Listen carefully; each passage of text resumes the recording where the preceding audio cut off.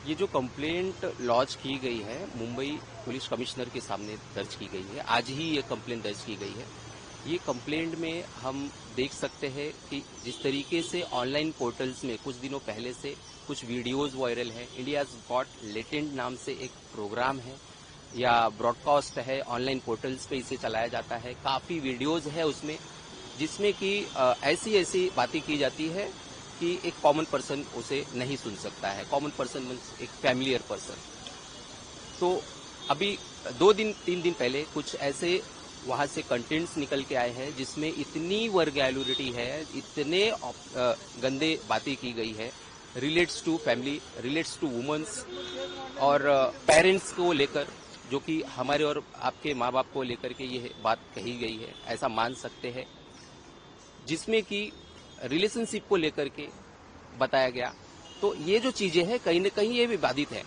क्यों ये विवादित होने का रीजन ये है कि इसके पीछे कहीं न कहीं मोटो दिख रहा है इनका, इन्हें पॉपुलैरिटी गेन करना था। नो डाउट जो भी ये बना रहे हैं वो पॉपुलर है, वो सारे के सारे सोशल मीडिया पे एक अच्छा नाम है, लेकिन इसके अलावा भी उन्हें पैसे अर्न करने होंगे या उस जो जिस चैनल के थ्रू, जिस यूट्यूब चैनल के थ्रू ये सामने आ रहे थे उसके थ्रू इन्हें पैसे कमाने थे।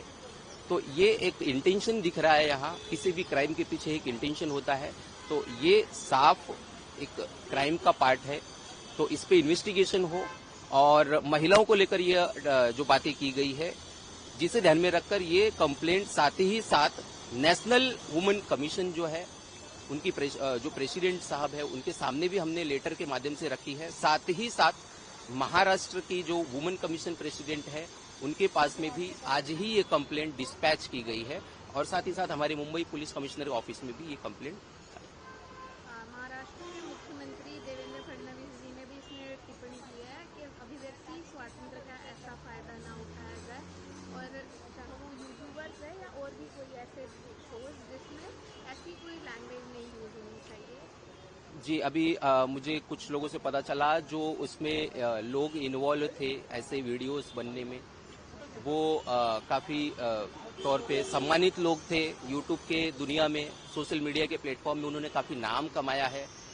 और तो उन्हें कहीं न कहीं ये चीज का ध्यान में रखना चाहिए कि उनकी तरफ से जो क्रिएटिविटी की जा रही है वो गलत है। और जैसे कि आपने बताया कि हमारे महाराष्ट्र के सीएम श्री देवेंद्र फडणवीस साहब ने ऐसी चीजों में कॉग्निजेंस लिया है, बहुत अप्रिशिएबल बात है।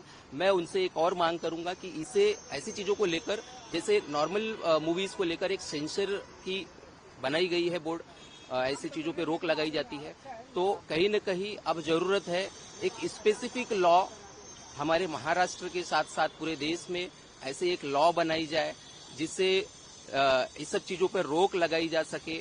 अगर कोई ऐसे कंटेंट्स निकलते हैं तो उन कंटेंट क्रिएटर के अगेंस्ट में फिलहाल में आज के समय में कड़ी कार्रवाई करना थोड़ा असंभव होता है, थोड़ा मुश्किलात होती है। कार्रवाई होती है बट वो उतनी कठोर कार्रवाई नहीं होती कि उन्हें एक सबक मिले। तो हम चाहते हैं कि इसे लेकर एक जरूर एक बड़ी कानून बना करके महाराष्ट्र के जो माननीय देवेंद्र फडणवीस साहब है उसके ऊपर कॉग्निजेंस ले और इसे इम्प्लीमेंट करें जल्द से जल्द। समय रैना जो है एक वेल नोन कॉमेडियन है जो अभी अभी हमें कुछ दिनों पहले केबीसी में भी दिखे, या फिर रणवीर अलाहाबादिया लीजिए जिनके करोड़ों यूट्यूब फॉलोअर्स है, जिनको यूथ फॉलो करता है। अगर वो इस किस्म के स्टेटमेंट देते तो यूथ को या फिर हमारी देश की जनता को क्या मैसेज जाता है और इसका सोशल मीडिया पे क्या इम्पैक्ट? सोशल मीडिया एक ऐसा प्लेटफॉर्म है कि वहाँ कंटेंट क्रिएटर फेमस है या नहीं फेमस है इससे कोई फर्क नहीं पड़ता। आज एक नॉर्मल पर्सन एक दिन में वो पॉपुलैरिटी गेन कर लेता है, वो मुकाम हासिल कर लेता है सोशल मीडिया के थ्रू। हमने महाकुंभ में अच्छे से देखा है, काफी ऐसे चेहरे थे जो कम समय में ऊपर आए और काफी अच्छे तरीके से वो एक समाज में अपना नाम बना लिए। तो ये जो लोग थे ये तो ऑलरेडी पॉपुलर थे, इनके पीछे काफी फैन फॉलोइंग है। मैं बोलता हूँ मैंने यहाँ तक भी देखा कि उनके मिलियंस में फॉलोअर्स हैं। तो कहीं न कहीं उनकी ये जिम्मेदारी बनती थी या अभी भी उनकी जिम्मेदारी है। ऐसा नहीं है कि हम उनके कंटेंट के अगेंस्ट में है, वो जो गलत कंटेंट बना है उसके अगेंस्ट में है। हम राइट टू स्पीच में उन्हें पूरा हक है अपनी बातों को रखने का, अपने कंटेंट को बनाने का। लेकिन कहीं न कहीं उन्हें ये चीज समझ में आनी चाहिए कि राइट टू स्पीच या उनको जो कॉन्स्टिट्यूशनल राइट दिया गया है उसका गैर वापर नहीं होना चाहिए। अगर उसका गैर वापर होता है तो कहीं न कहीं ये हमारे भारत के संवैधानिक ढांचे में फर्क लाता है।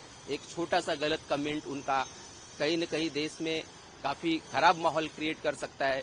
युवाओं में तो इसमें गलत फर्क पड़ेगा ही, जो छोटे बच्चे हैं उन पे तो फर्क पड़ना ही है, जाहिर सी बात है, क्योंकि उन्होंने जो बनाना था वो बना लिए, उन्हें जो सर्कुलेट होना था उनके थ्रू यूट्यूब पे हो चुका है, सोशल मीडिया पे हो चुका है, अब वो रिवर्स नहीं आने वाला है। सोशल मीडिया पे छोड़ी गई कोई भी चीज एक तीर से धनुष से निकली हुई तीर के बराबर है, वो वापिस उसे रिवर्स लेना मुश्किल है मेरे हिसाब से।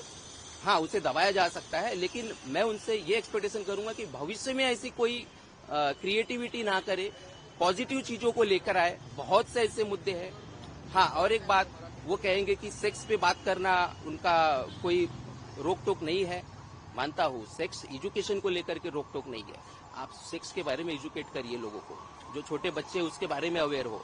बट जिस तरीके से आपने ये कंटेंट बनाया है, इस कंटेंट में कहीं भी ऐसा नहीं लग रहा है कि आप एजुकेशन देना चाहते हैं, आप उसका मजाक बना रहे हैं, औरतों का मजाक बना रहे हैं। उनपे जो पेरेंट्स है, माता पिता होते हैं, उनके लिए बहुत रिस्पेक्टेबल होते हैं हमारे भारत में।